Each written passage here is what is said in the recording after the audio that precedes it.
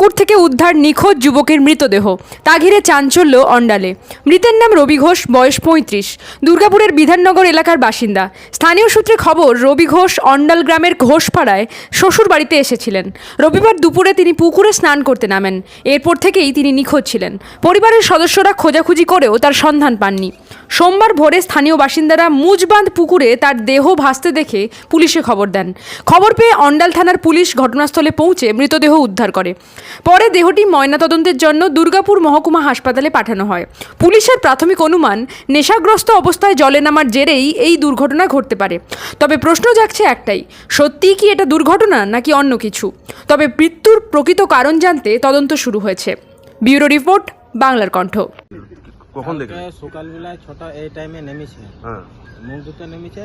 এবারে ছেলেগুলো দেখেছে পড়েছে কিনা সেটাও কনফার্ম হয় নাই, তাই জন্য আমরা কাউকে খবর দিইনি। আচ্ছা। ছেলেগুলো ভাবছে হয়তো নেশার ঘরে অন্যদিকে উঠে পালাই গিয়েছে। হুম। এবারে কি করে জানবে যে এমনি ঘটনা হয়ে যাবে। হ্যাঁ, ঠিক মানে চান করতে নেমেছিল, হুম নিয়ে ডুবে গেছে। হুম নিয়ে এখন দেখছেন ও ভাসছে। হ্যাঁ, এখন ভোরবেলায় দাদারা এসে দেখছে মাঝে ছিল, ওই কানটা মাঝে ছিল। হ্যাঁ। দেখে মনে হচ্ছিল যে মানুষ একটা ভাসছে।